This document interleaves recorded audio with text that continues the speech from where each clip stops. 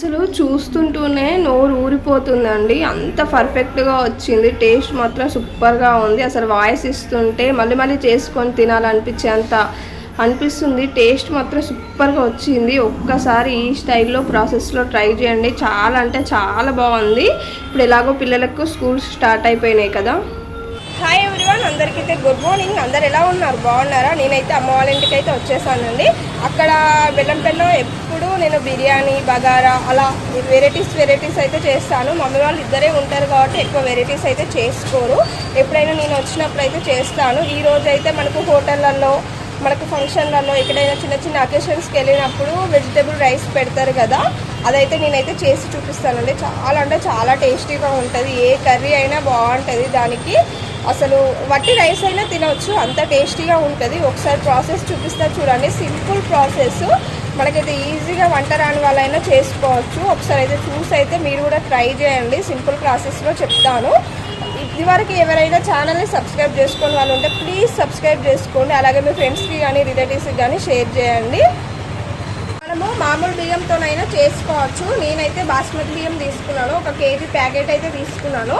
ఇందులోకి అయితే 2 గ్లాసెస్ అయితే బియ్యం తీసుకుంటానండి. అందరికీ సరిపోవాలి కదా, ఎక్కువ తక్కువ కాకుండా సరిపోవాలనేసి అయితే 2 గ్లాసెస్ అయితే బియ్యం తీసుకుంటాను. ఈ 2 గ్లాసెస్ బియ్యం అయితే ఒక హాఫ్ అన్ అవర్ అయితే నానబెడుతున్నాను. ఇవి పాత బియ్యం అంట, అందుకోసమే ఒక హాఫ్ అన్ అవర్ అయితే 2 గ్లాసెస్ బియ్యం అయితే నానబెడుతున్నాను. నానబెట్టినాక నెక్స్ట్ ప్రాసెస్ ఏంటో చూసేయండి.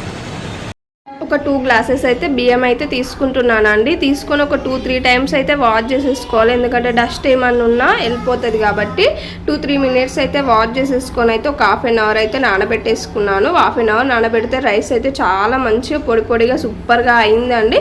చాలామంది ఒక 10 మినిట్స్ 5 మినిట్స్ అలా నానబెడతారు, కానీ ఇలా హాఫ్ అన్ అవర్ అయితే నేను ఎప్పుడైనా ఒక హాఫ్ అన్ అవర్ అయితే కరెక్ట్గా నానబెడతాను. బియ్యం అనేది ఇరుగుతాయి అనుకుంటారు, కానీ అలా అస్సలు ఇరిగాయి. హాఫ్ అన్ అవర్ అయితే నానబెట్టేసుకున్నాను. తర్వాత అయితే కుక్కర్లో చేస్తున్నానండి, గంజులో చేయట్లేదు. కుక్కర్లో అయితే ఒక 5 టేబుల్ స్పూన్స్ అయితే ఆయిల్ వేసేసుకున్నాను. ఆయిల్ వేసుకొని ఆయిల్ హీట్ అయిపోయాక హోల్ గరం మసాలాలు అయితే అన్నీ వేసేసుకున్నాను. మీ ఇష్టము ఏది ఉంటే అది వేసుకోండి. మనం బిర్యానీలోకి ఏమేమి వాడతామో ఆ మసాలాలు అన్నీ అయితే వేసేసుకొని అయితే మంచిగా అయితే కలిపేసుకుని, మమ్మీ వాళ్ళు అయితే పల్లి నూనె వాడతారు, మనం నార్మల్గా అయితే మేము ఫ్రీడమ్ వాడతాము.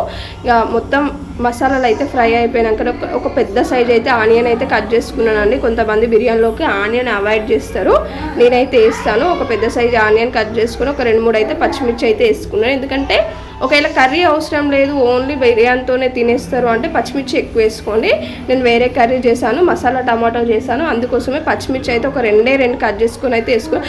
ఈ ఉల్లిగడ్డ పచ్చిమిర్చి కొంచెం మగ్గిపోయాక సన్నంగా కట్ చేసుకున్న ఆలుగడ్డలు, క్యారెట్, మిల్ మేకరు, క్యాలీఫ్లవరు, మీ ఇష్టం అండి. వెజిటేబుల్స్ ఎన్ని ఉంటే అన్ని వేసుకోవచ్చు. పచ్చి బఠానీ కూడా వేసాను, కొంచెం మర్చిపోయాను, మధ్యలో వేసాను.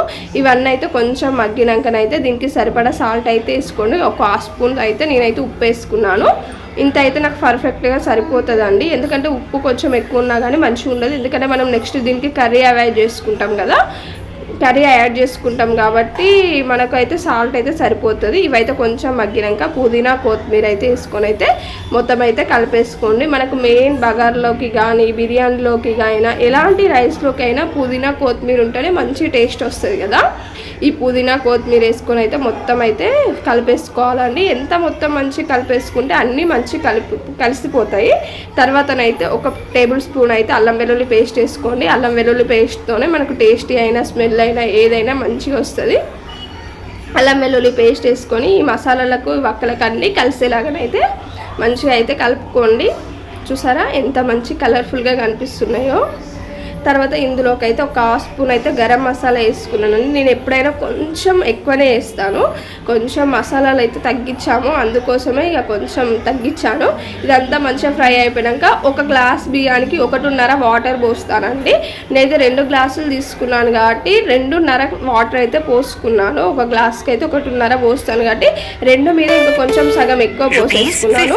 చూసారా, పోసుకొని అయితే వాటర్ అయితే మసిలిపోయినాకనైతే మనం నానబెట్టుకున్న రైస్ని అయితే ఇందులో అయితే వేసేసుకున్నాను. చూసారా, వేసేసుకుని అయితే ఒక 2 విజిల్స్ వచ్చేరాకనైతే ఉంచేసుకున్నాను. చూసారా, వాటర్ అయితే మనకైతే పర్ఫెక్ట్ సరిపోయినాయి. ఒక 2 విజిల్స్ వచ్చే వరకు అయితే ఉంచుకున్నాను.